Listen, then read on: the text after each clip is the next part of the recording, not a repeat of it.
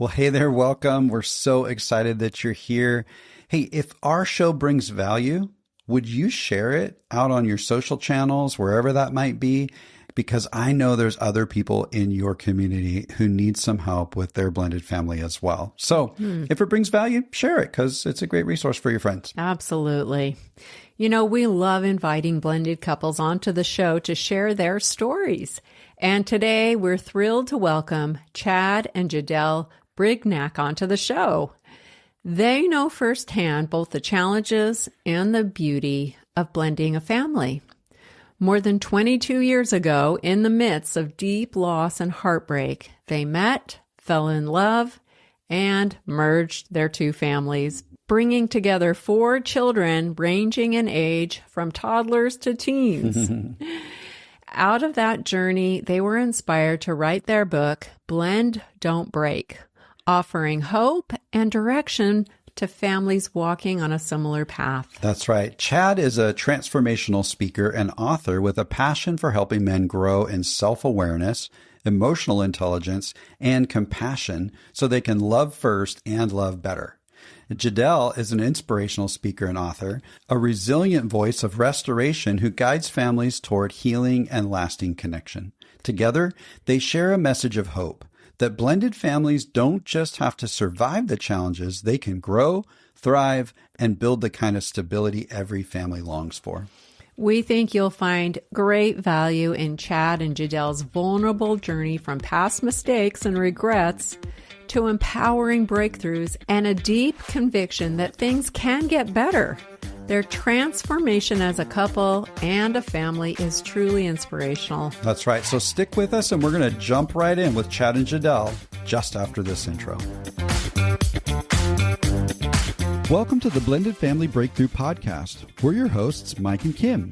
We believe in a world where blended families can experience a future full of hope, connection, and peace. That's why we offer tools, strategies, and guidance that move you from a place of confusion and conflict to experiencing a life of confidence and connection. We're so glad you're joining us for authentic and sometimes comical conversations as we cover everything from romance to parenting and yes, even dealing with that difficult ex. So if you're ready to experience breakthrough in your blended family, you're in the right place.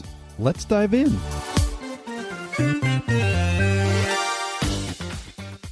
Well, hey, Chad. Hey, Jdele. Welcome. We are so glad to have you joining us today. Hey, thank you for having us. We're excited to be here. Yes. Yeah. Awesome. Well, we had the opportunity not too long ago to read your book, Blend, Don't Break. And so we're excited to talk a little bit about kind of your journey and your story. And I wonder if we could start right there, maybe share a little bit of your story. Like, how long have you been married? How old were the kids when you guys got together? And maybe just briefly share about your pre-story before you guys got together. Yeah, that'd be great. Yeah, we've been married. It'll be 23 years November.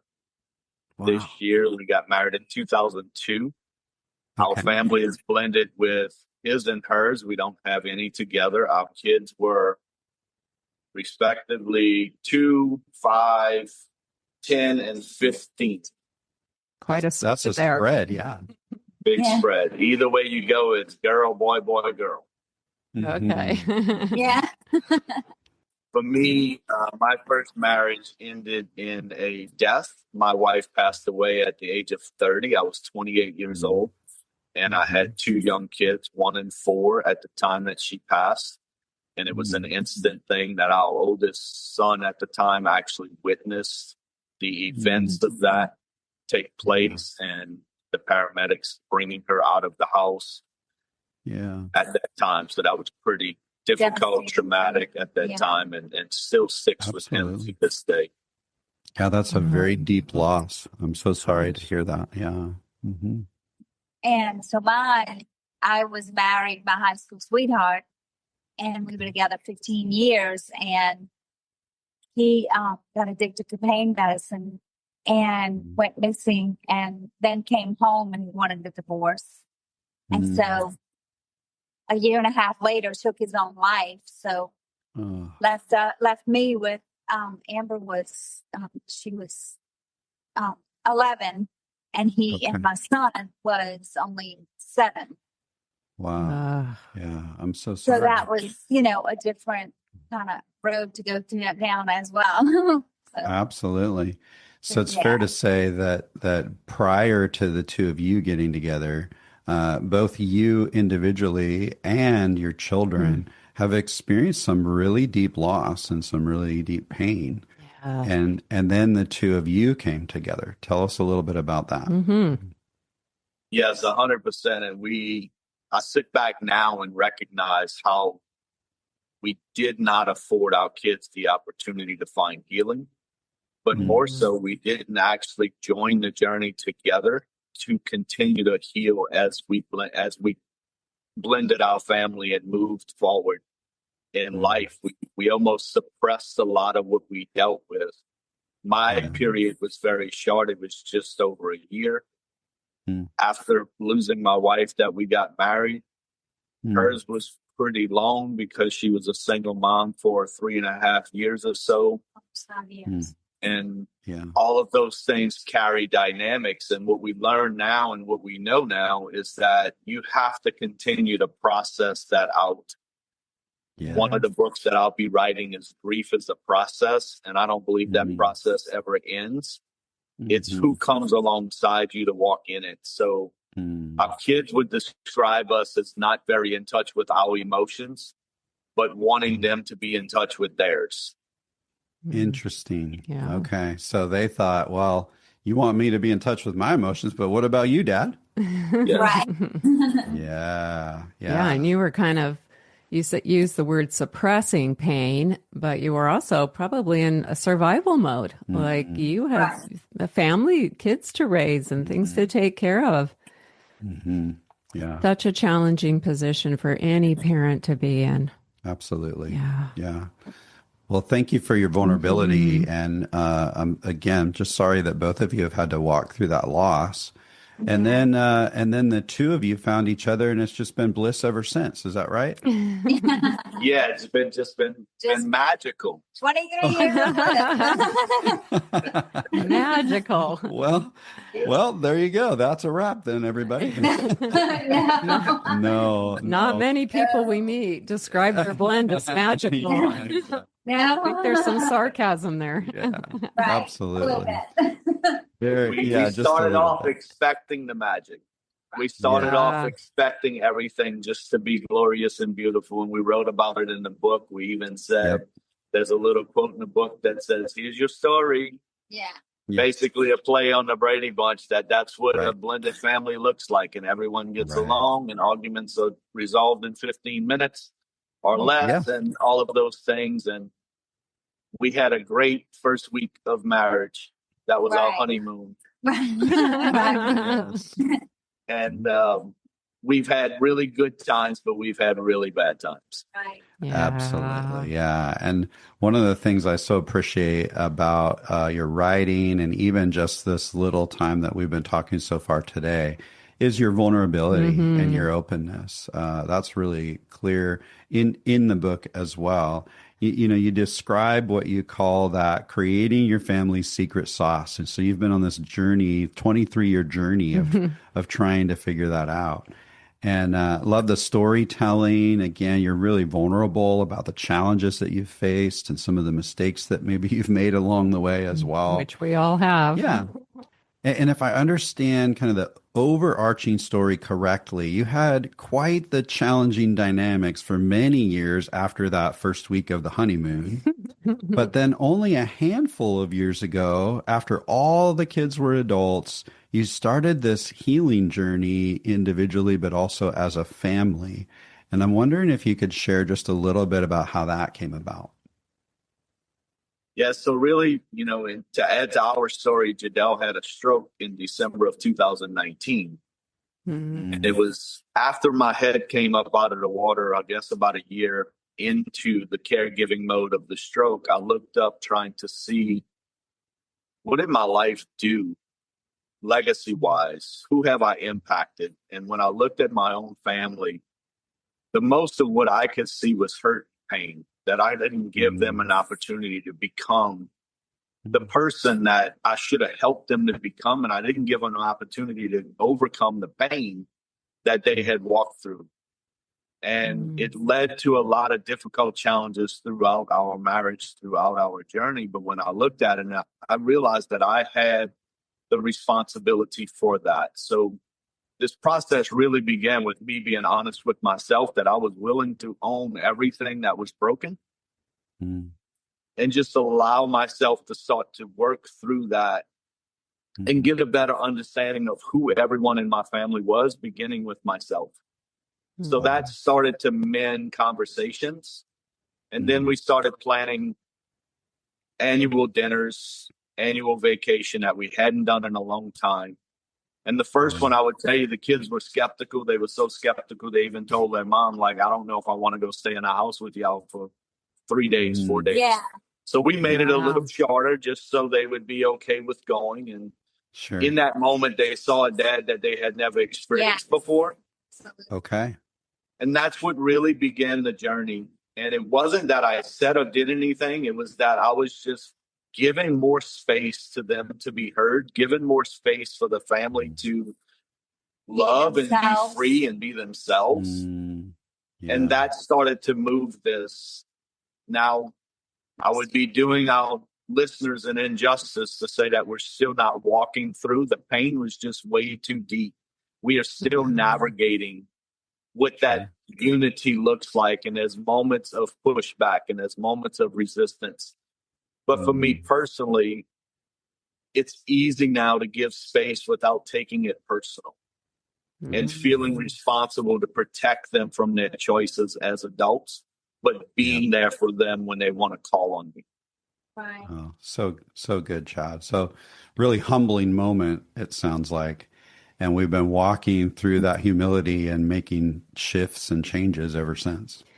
And what I love about your story, Chad, that you just shared there, is you hit this point where you had some regrets. You looked back at your life and said, "Wow, I've made some wrong turns, and I have not shown up well for these kids and in this family."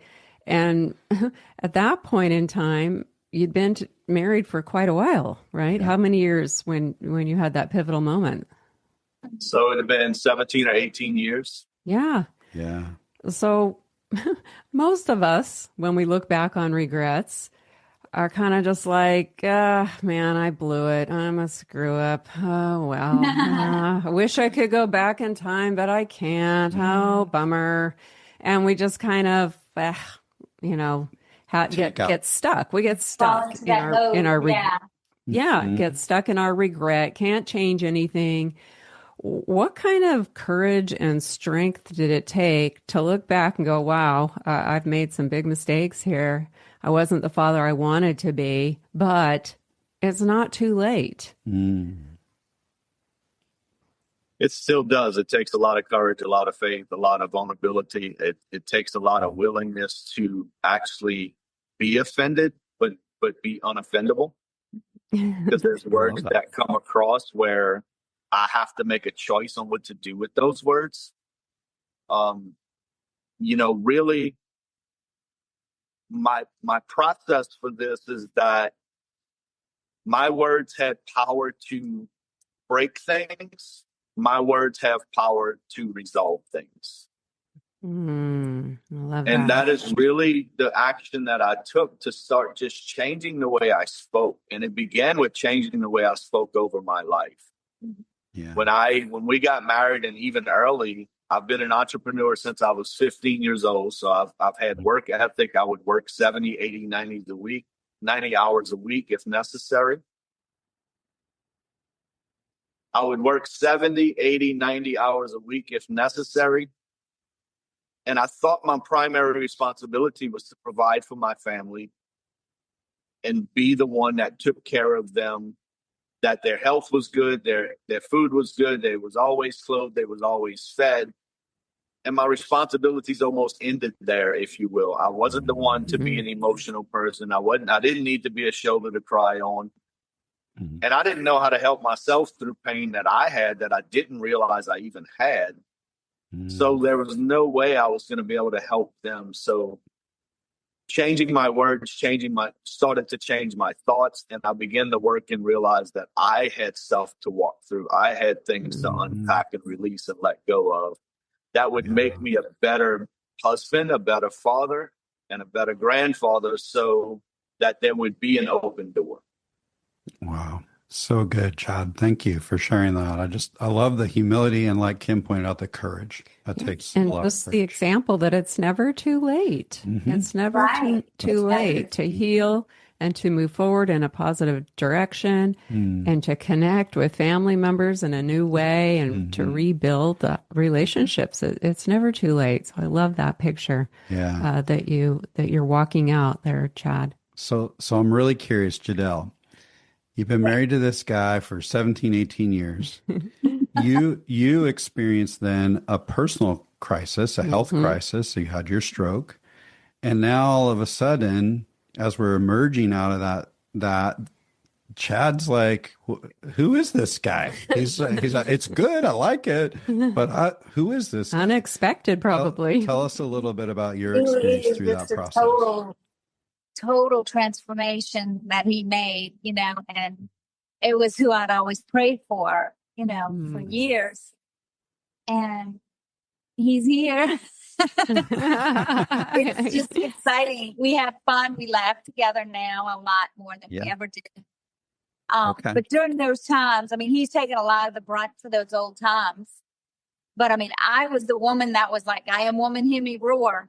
And the independent, crazy woman, I guess I want to say that. But just, it was hard to live with me. I could see now. I look at that, and I wasn't easy to live with because I was a control freak, so some of the learned behavior that I had was just the independence that I knew of in the past, because I knew I had to work hard and raise my children, like as a single mom, and because of what I had experienced in the past, I had to stay strong and keep going stronger.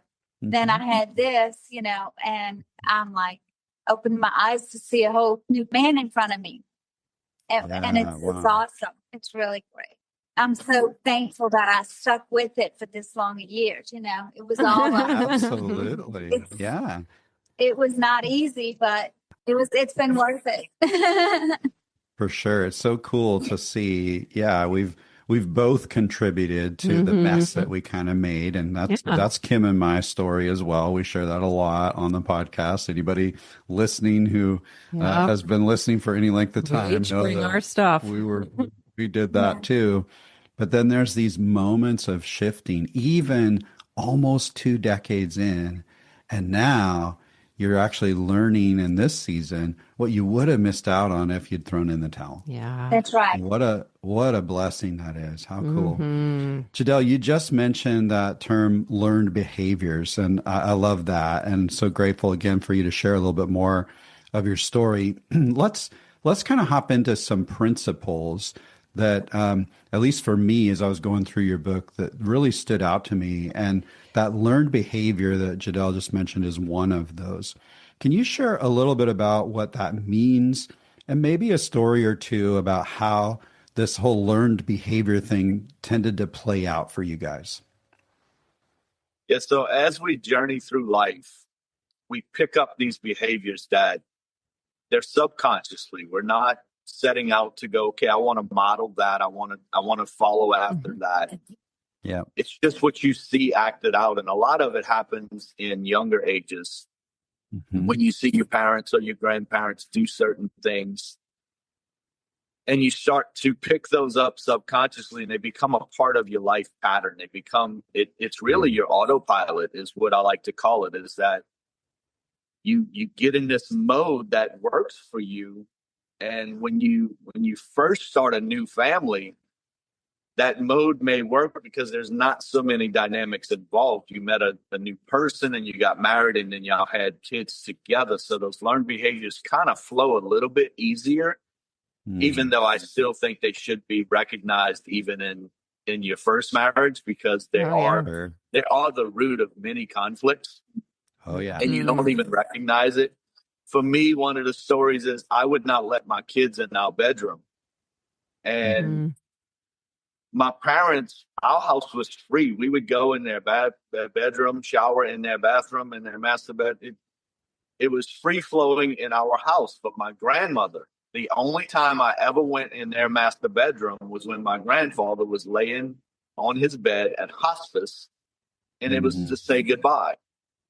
I'd never gone in their bedroom before, was never allowed in their bedroom. And somehow I picked that up as part of my behavior, part of my autopilot. And Interesting. I would open my doors and let my kids come on in whenever they wanted. So that was like shocking to me, That was Right. yeah, I think the first time I came home and saw all the kids, I'm like, what are y'all doing in my room? Because we had never talked about it. Yeah. Right. Yeah. So you have these very simple learned behaviors and an established pattern in your individual single parent homes where Jdele leaves the door open, it's free flowing, like, hey, this is all one big happy house. And Chad's like, hey, you can go anywhere in the house, but do not walk through this door. Right. Exactly. And then all of a sudden we're trying to merge and it's like, whoa, what do we do with this seemingly simple thing? Yeah. Yes. Yeah. And they're throughout our life. If you take a step back or let someone else actually say, hey, you do this, and I'm not sure why you do that, but it kind of gets to me a little bit. Yeah. To make space for that to be said is the only way to actually recognize those learned behaviors and decide if they fit your house or they don't. Sure. Because you have to find that common ground that works. It's not healthy for me to come home, feel like I was just disrespected because there's 4 kids in our bedroom when we never had the conversation on whether the kids were allowed in the bedroom or not. It was just, if I was there, you're not going in. If I'm not there and I don't tell somebody I'm on my way home, I just walk in and bam, they're there. Sure. Yeah. Yeah. It's interesting how those beliefs that we come in with, that you're right, we're absolutely not even fully aware of those things or how they play out in our home. And then all of a sudden, this little thing of, can kids come in the master bedroom or can kids not come in the master bedroom, suddenly becomes a big, huge pain point and a point of contention. And you're absolutely right. If you haven't talked about it and made agreements as a couple of what honors both of us, what's honoring to us, and how do we want to lead our family forward in a way that we've agreed on and that's honoring to both of our perspectives, not one or the other. And that's something we help couples with all the time because, I always say if you had 100 parents and, you threw out a parenting scenario to all of them, hey, in this scenario, how would you handle it? Or what would you do? You'd get 100 different answers. I mean, everyone has a different way of parenting their children. Some of the answers would be dramatically different. Some would just be a little bit, a little nuanced. Yes. Single parents do things differently, and then you merge together. We call it culture clash. Now, all of a sudden, wait, you let your kids do that? Or, you let your kids eat that? And how come your kids? And all of a sudden, there's this big clash of cultures and values. Yeah, for sure. That's an interesting story. Yeah. So I wonder if you're willing, if we dug a little deeper. So there could be these kind of learned behaviors around parenting. It might be learned behaviors around how we relate as husband and wife, those kinds of things. If you had to name 1 or 2 of the most challenging learned behaviors that you've had to shift, what would each of you say? You ready? Because I'm ready. Go ahead. You go. I'm literally always shifting. Because when I think that I got it on spot, I can, I've gotten to this place where I can see someone's reaction almost internally when I say the wrong thing. Just because I've become so aware to how I'm capable of saying the wrong thing or taking the wrong action. So it's just like my radar is on, my antenna's up all the time on how what I'm about to say or do is going to impact my loved ones or people around me. For me, chores was a big one. Mm. My mom made my bed. My mom wouldn't force us to eat whatever she cooked. If we didn't want that, she would say, make a sandwich. No, she would actually, and I would delay making the sandwich so she would make it. Oh. We would leave for school. She would make our bed. And that came from learned behaviors in her life. Her and I actually talked about it as we were writing the book. I called my mom and asked her a few questions about our childhood and why it was those ways. And she shared with me the changes she made from how she was raised and the improvements that she felt she made. So we're all trying to do the best we can to create the best environment that we can. It's mostly understanding that gets us. But for me, I would never make a chore list, if you will.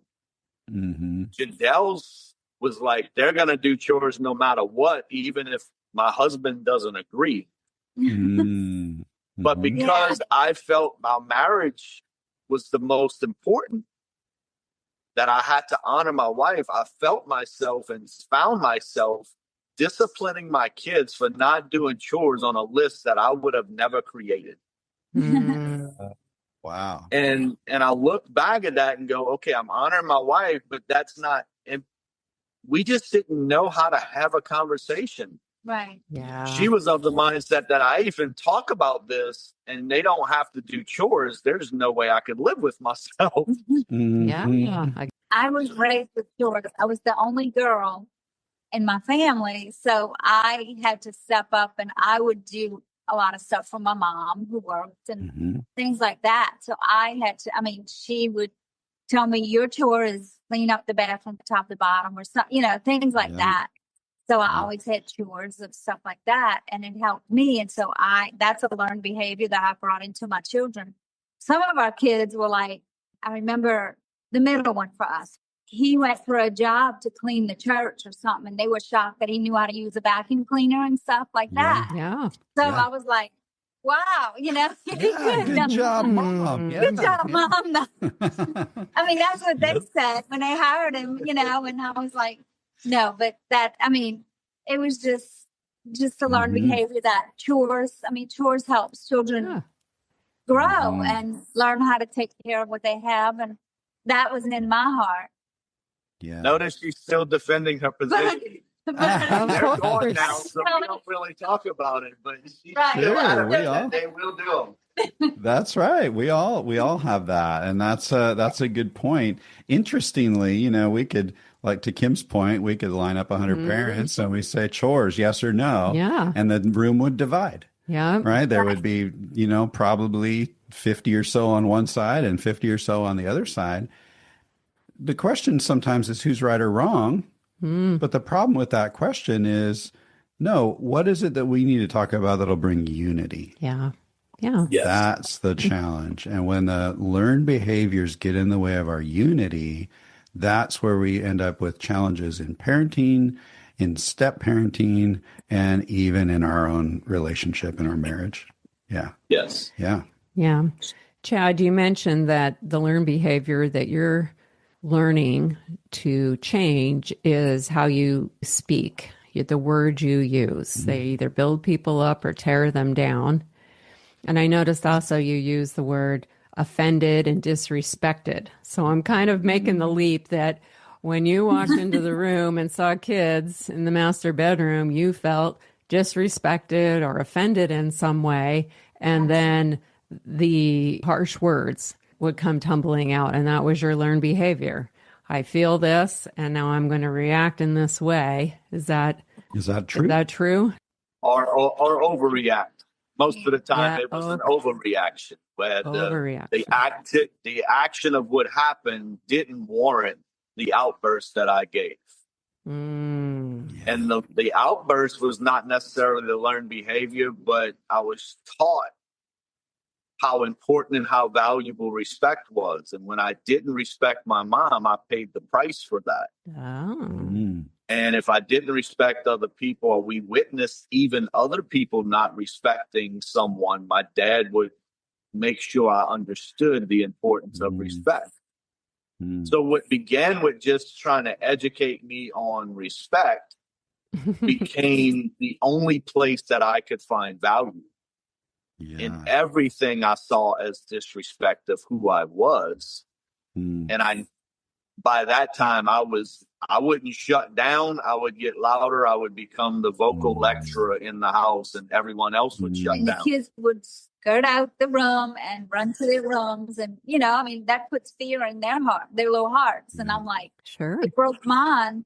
And we would get into it in the room, and things like that. So, but, right. It was the only way I knew how to position myself as the head of the house. Yes. Not the right way, but it was the only way I understood to, when I felt that was being taken from me, to bring everything back into the right structure, if you will, because that is a healthy structure. Yep. When it's done correctly, I just never handled it correctly. And I would say the majority of those were overreactions, not actually reactions. I said something the other day, moving from overreaction to reaction is good. Moving from a bad reaction to a good reaction is better. But moving from reacting to responding is really the way that we have to get. Yes. Bingo. Yeah, I because love that. then a response is something you get to choose. You're not just reacting out of a learned behavior. You're stopping yourself and going, wait a minute.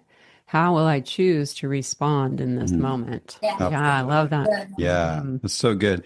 I love that, tapping into that respect there. Another thing that you talk about in the book is unintentional values. And it seems like these learned behaviors are tied to some unintentional values. Do I have that right?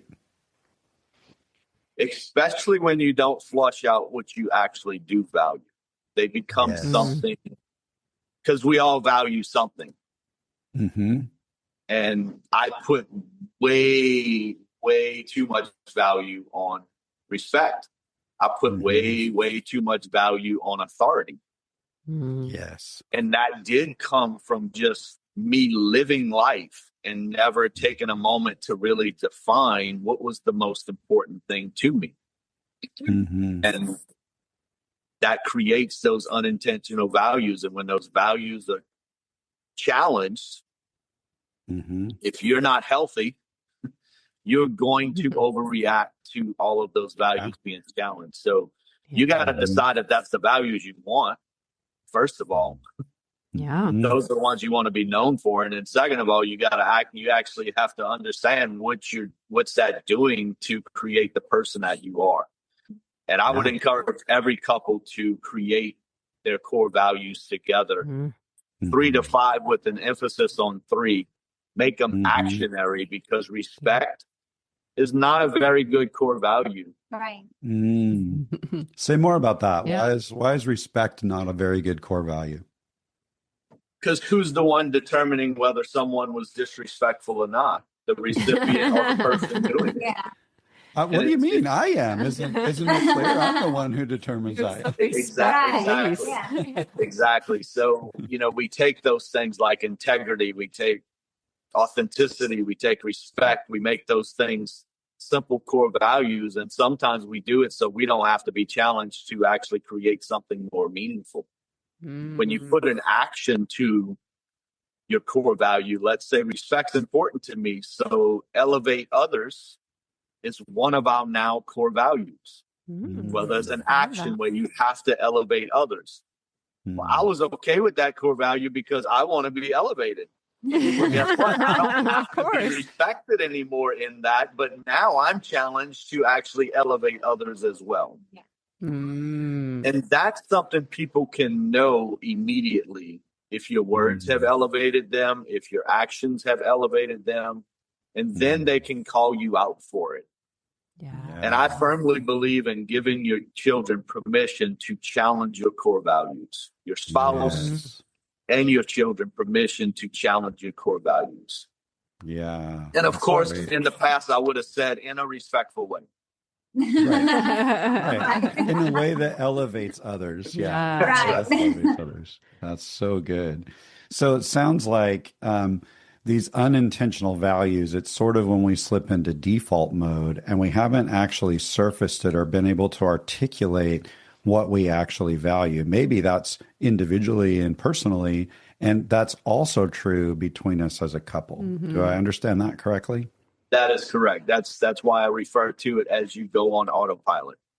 Yes. If you think of a plane put on autopilot, the minute they hit storms or other turbulence or weather, the pilot has to take over. If you leave that on autopilot, bad things are going to happen. Right. Good analogy. Yeah, that's a really great thought. So when you think about the unintentional values that were kind of on autopilot for you guys, what might be one or two? You just talked about respect. What might be one or two more that you've had to intentionally shift as the two of you have had more dialogue about what do we value as a couple? Jdele, what would you say to that? I'm not that independent woman that has to bulldoze through life, you know what I mean? And just really surrender. I mean, after this, my medical situation, I really saw him in a different light of the humility that he was given and the servanthood that he had for me to serve and take care of me. I mean, it was a crazy time because I've never had that to depend on somebody in my life like that. But this forced me to depend on my husband and respect him even more and be vulnerable and things like that to him than I've ever before. So if that makes sense, So, you know? No, that totally makes sense. If I understand that right, Jdele is, strong woman. I'm going to do what I'm going to do, and my kids are going to do chores, and they're allowed to come in the bedroom, and I don't care what anybody says, right? In this one season, and I'm not gonna partner through any kind of submission or whatnot. But then I'm forced to allow Chad to serve me. Yes. And through that same season, Chad's being really convicted and he's beginning to show up in a way of serving that is actually worthy to, we'll use that word submit that you use, worthy to submit to. Yeah. Because prior to that service position, it's like, well, what do I want to submit to this guy for? Yeah. Yeah. He's blowing up and reacting and throwing up, all of that. Feels unsafe. So now all of a sudden, it's a values shift. Not only have we shifted the learned behavior, but we've shifted the values as well. And you've gone from being this independent, I can handle it all, to I actually want to partner with my husband. Yeah. I want us to work as a team. Yeah. Wow, that's really profound. Thank you for sharing that, Jdele. What would you add, Chad? Not to stay stuck on the respect thing, but I come to learn that back on top of this conversation that I had a responsibility to love first, regardless of what I was feeling was coming back my way, that it was on me to be the one that not just said I loved, not just believed that I loved, but to make sure that love was starting to be received. I can order a package from Amazon. They can deliver it to the door. But if I don't ever bring it in and open it, I don't have it. And I was delivering all kind of packages of love in the only way I knew how. And that was through the provision and through making sure, saying the words. But my kids wasn't receiving it in the way that they should have been receiving it from how I saw it. And I never understood why, but I never took the time to understand why. Like, you're getting more love than I ever got from my parents or my upbringing. So you got to feel love. You don't have a choice. And that's just not true. So my deal shifted really to getting to know them, becoming a student of your children and really of your spouse and not to pass the course, but to always be the student. Yeah. It's amazing when we're dating the things that we're curious about each other that excite us. And they're like, that's interesting and curious. I can't believe you do that way. Then you get married and go, why do you do that way? I know. So true. Yep. And we can't lose our curiosity about each other. And that's what we often do is we lose the curiosity and we don't take that curiosity into our children. And that's a tough place to be. Absolutely. Yeah, I'm glad you brought it back around to the respect topic. The interesting thing about respect, when you talk to parenting experts, and we had a guest on the show who was a therapist to teenagers for 30 years and to their parents. And he wrote a book that's amazing. But one of the things that he talks about and that we've come to learn is that how you earn a child's respect, real, genuine respect, is by being respectful to them.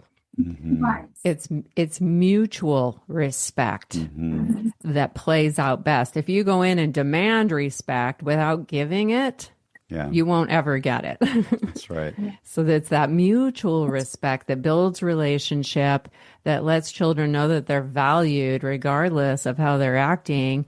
And let's talk about that in a calm way. Yeah. Really good. Really good. It's an interesting topic because when we do values work with couples, respect is always on the list because especially step parents feel disrespected a lot of the time.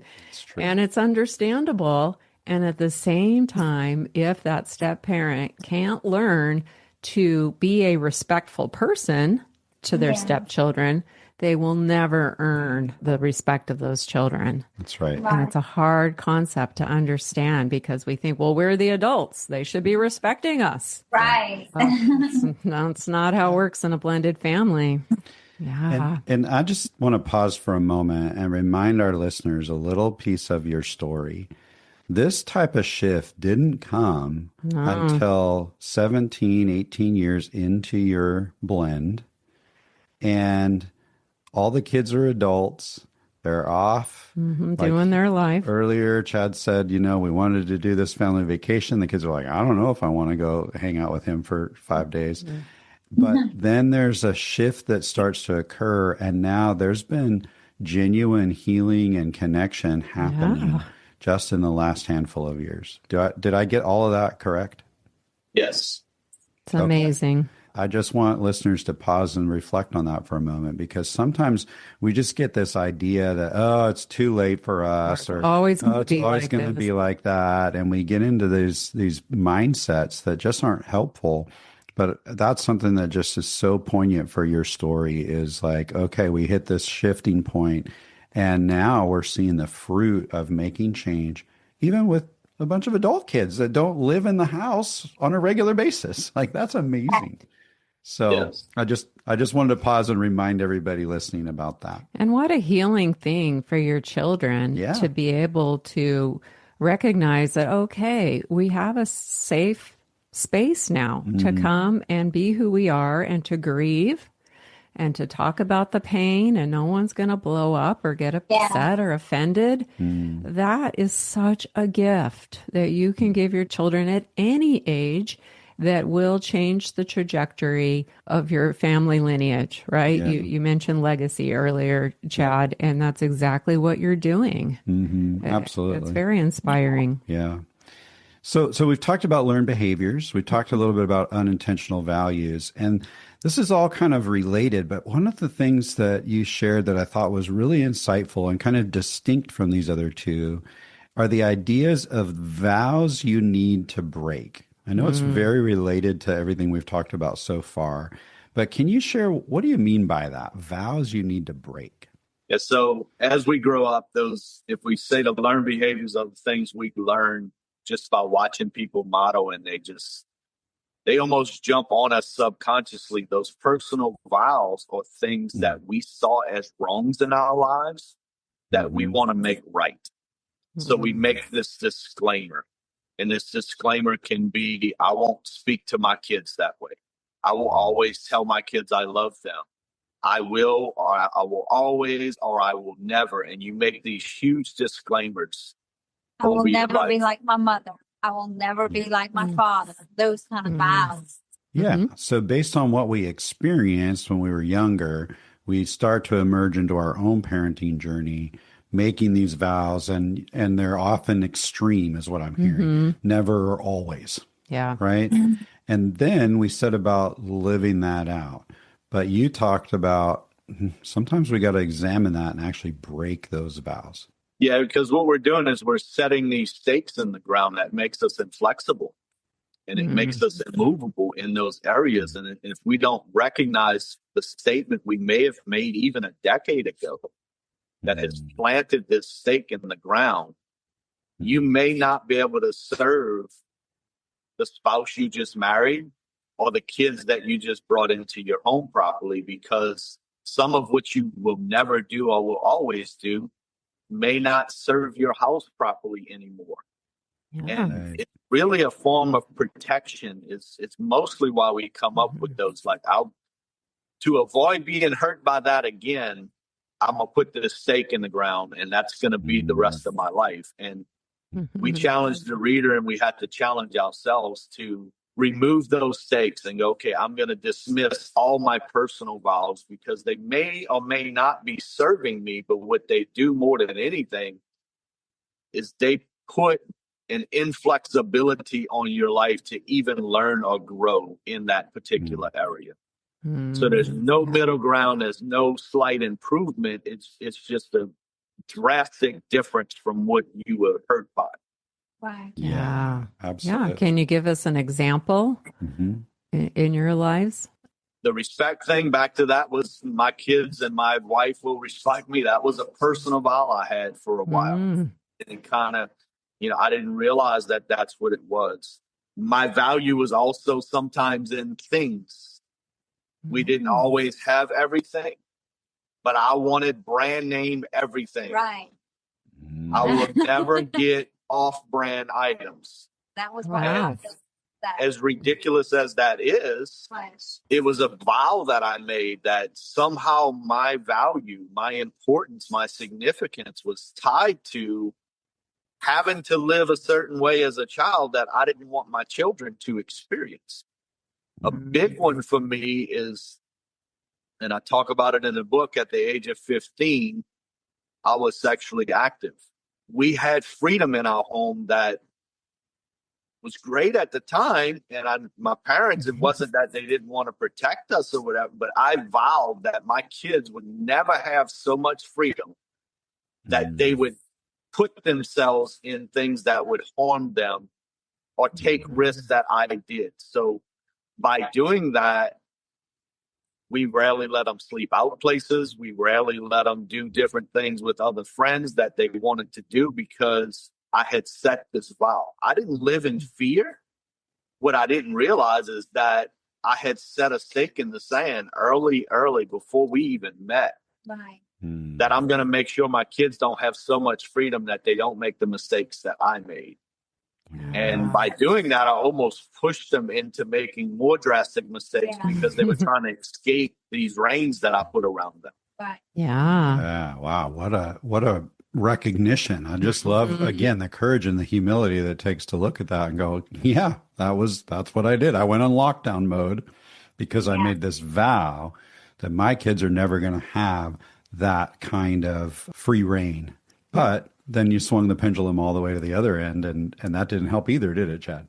Correct. No, it doesn't. There's a balance. I broke the vow after they were gone, but I look at my grandkids. Yeah.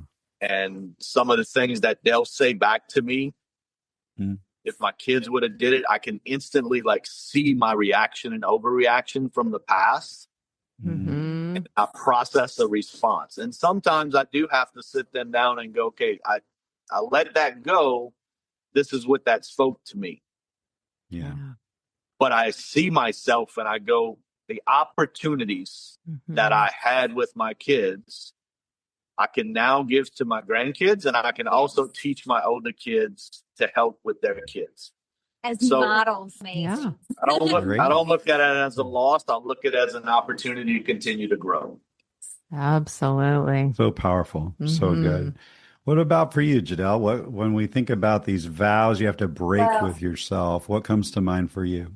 I mean, the one vow that comes to me that I can think of is the generation that I lived through was my parents never really spoke "I love you" to you, and I don't think this is a bad when I tell my kids, my husband, my kids, my family, I love you, I love you, I love you all the time. And that's a vow that I took, that I was always going to say, I love you, and let them know it. And, but that's not one I feel that needs to be broken, right? Sure. You know, when Yeah. you're telling someone you love them all the time and meaning it, it's not a bad vow.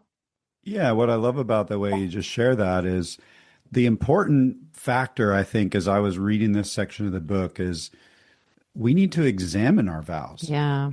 And Yeah. sometimes we just don't examine them. And when we do, then we can start to have a little bit of discernment. Like Chad realizes, wow, I actually need to figure out a way to break this lockdown vow, right?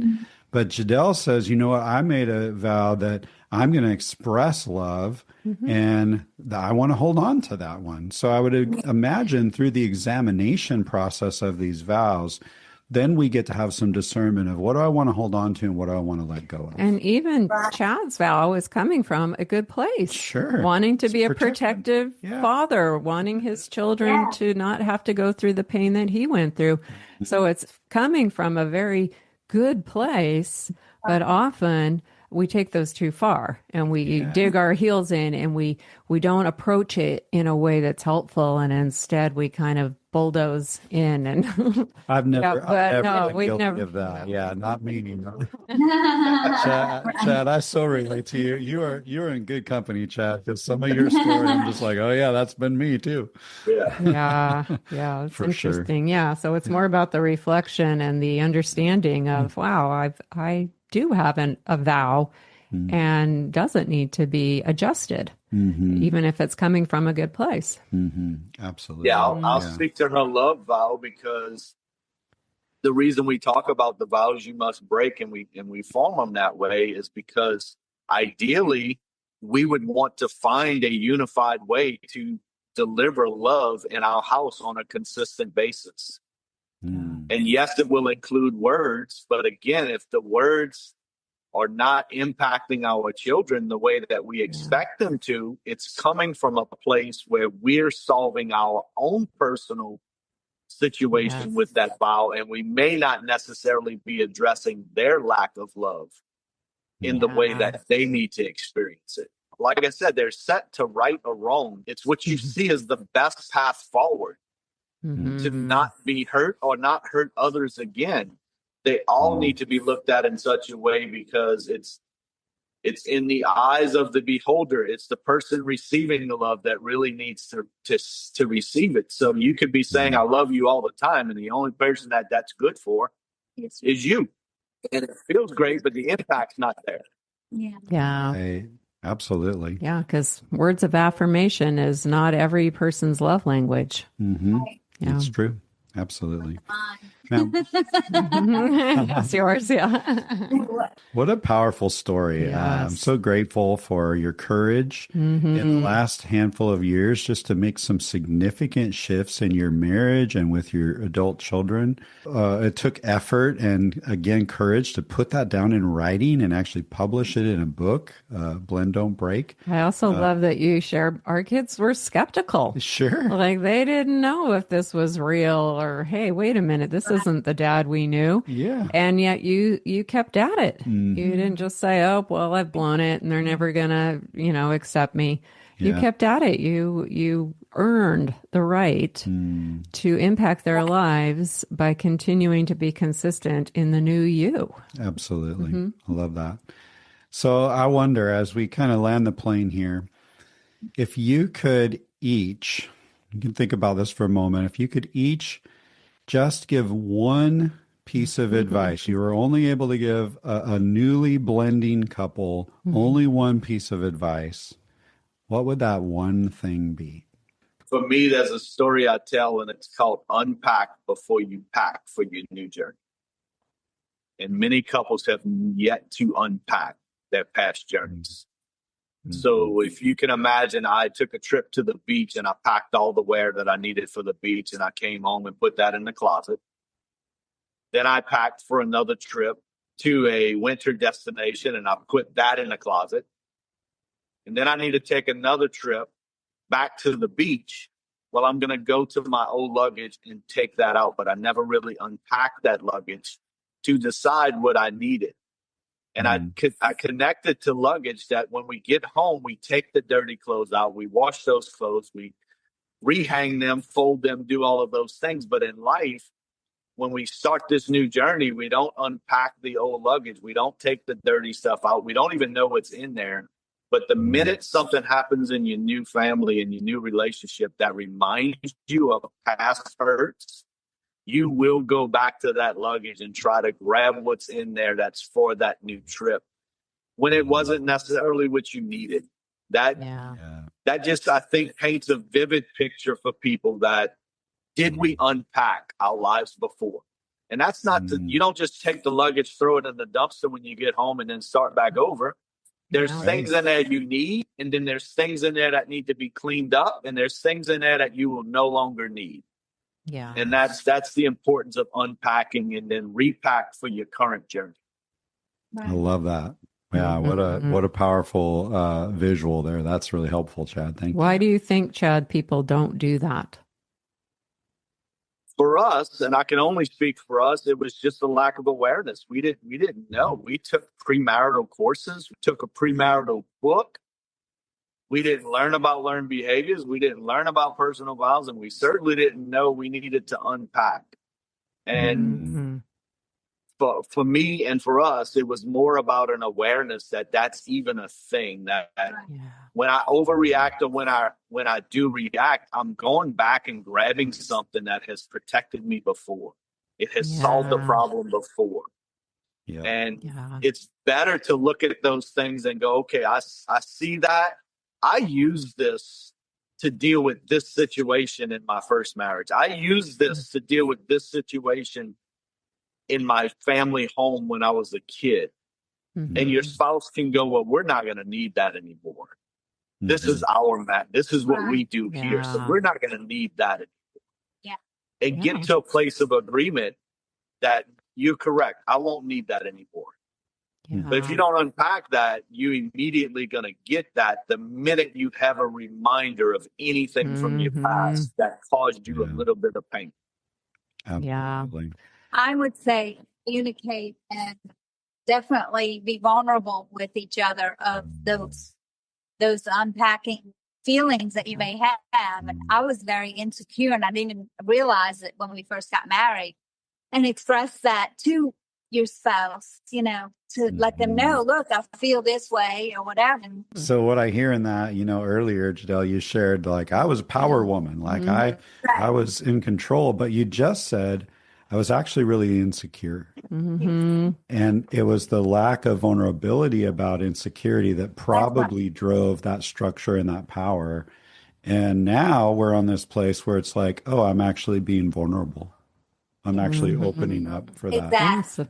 So there was probably something in your old baggage, Jdele, that created that insecure piece, something from the past that you were holding on to that was not serving you well. When the two of you got together. So interesting. So powerful. And thank you for sharing that. It's interesting, you talked about kind of pre-marriage work and that kind of thing. So much of that is built for young couples, first marriage, not a whole lot of history and all of that. And so they have a carry-on. Right. But those of us who are in blended families, like we got the full size suitcase and we're paying for the oversized, overweight suitcase, right? Yes, on the that's plane. good. And it's a lot more to unpack for us in blended families because there's just different history there.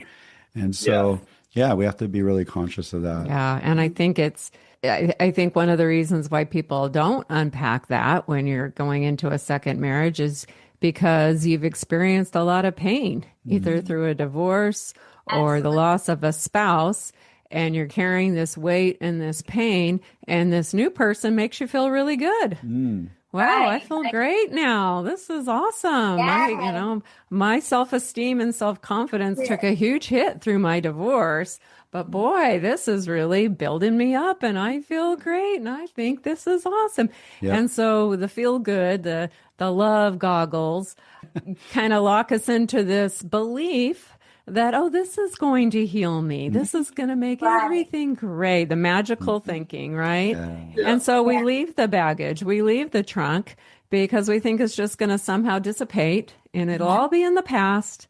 But the past is connected to the present, and we don't want to acknowledge that or believe that when we're in love. And this is going to be so awesome. And we have all these wonderful dreams and expectations. Why go back into the pain?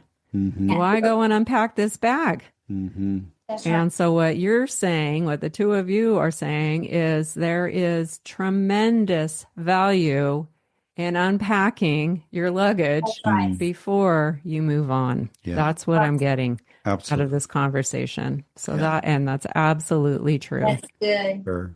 Tremendous value. We have a choice. We can either selectively and intentionally bring the pain into our present so we can be healed, or it will unintentionally arrive in our present in the worst times. Right. Yeah. That's right. Yep. Love that. One teaching group around conflict says if you don't talk it out, you're going to act it out. Yep. Yeah, Right? that's It's right. just going to happen. Yeah, because your past is part of who you are. It's part of your journey, part of your identity, and it doesn't just stay locked away in the past. It impacts everything in the present. Like you said, Chad, as soon as you are reminded of something from your past, which is going to happen, maybe on a daily basis, you're going to go right back to that old grubby stuff in the bag. Right. Well, what a powerful story. Thank you so much for sharing this in your book, Blend, Don't Break. There's so much more story in there, not only of Chad and Jdele, but of each of your children and their journey as well. It was very impactful. And I wonder, Jdele just mentioned a moment ago, I'm a person of faith, and I know that's true for you guys. There's a lot of people who are listening that are like, I don't know about that whole God thing. But your book is written through the lens of faith. I wonder, what would you say to somebody who's not necessarily willing to enter into a faith discussion, but still needs some of the practical support from the book? Yeah, I would say that the principles are still there. There may be some faith support to those principles, but the principles still apply, and there's a lot to unpack there. With those principles that you can apply that will save you from many of the heartaches that we walk through. Even as a person of faith, for those 17 years, you still see that I didn't apply the principles that we put into this book. It's not a roadmap or a how-to book, though people that have read it had said it that way.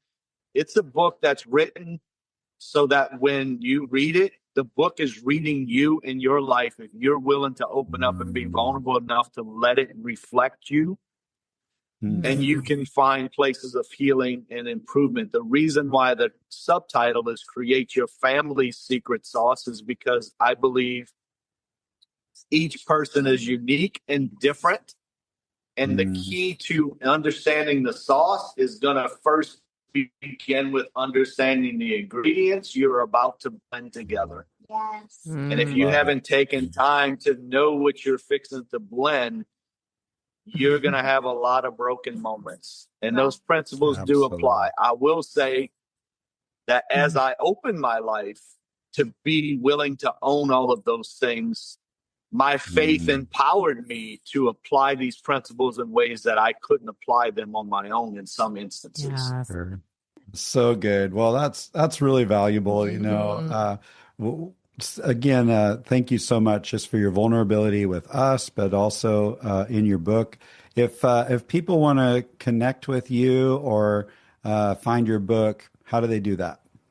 Our book is currently available on Amazon in digital format, paperback, and hardcover.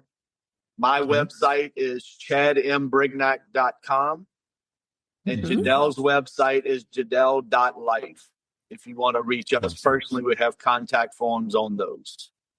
Wonderful. Great. And we will put links to both of those websites in the show notes, as well as a link to the book in the show notes. So if anybody's listening and they say, man, we really connected with Chad and Jdele's story today, and you want to reach out, just scroll right down into the show notes and go ahead and click those links. Yeah, awesome. Absolutely. We just want to thank you guys so much for coming on the show and sharing your story and being so open and vulnerable. So inspiring. Yeah. Hey, thanks so much for joining us, Chad and Jdele. We really appreciate your contribution today. Absolutely. Thank y'all. It's been an We honor. really appreciate it. Man, I'm so grateful for Chad and Jdele being on the show today. You know, I really love the insight that Chad shared at the end, and it's worth repeating. We have a choice. We can either intentionally bring our pain into the present so it can be healed, or it will show up in the worst times without us realizing it. That truth is so important because, as Chad and Jdele reminded us, every blended family enters the journey carrying some unpacked bags. Exactly. And it's not just the adults. Every member of your blended family has walked their own path to this point. And even if it hasn't been the loss of a parent, there's still grief, pain, and complex perspective that each person carries into your blended family dynamic.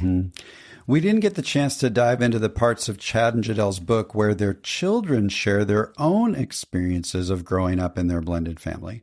Those stories are incredibly helpful in understanding what your kids might be feeling, especially at those times when our own pain unexpectedly shows up in the present. I'm so grateful for Chad and Jdele's vulnerability, and I think we can all see parts of ourselves in their journey. If you'd like to learn more, we encourage you to grab a copy of their book, Blend, Don't Break. We've linked to the book in the show notes, along with ways to connect directly with Chad and Jdele. And make sure you join me next week for our Simple Step episode, where I'm going to be exploring 4 practical ways that you can build respect in your blended family. But for now, we're going to make this episode a wrap. Until next time.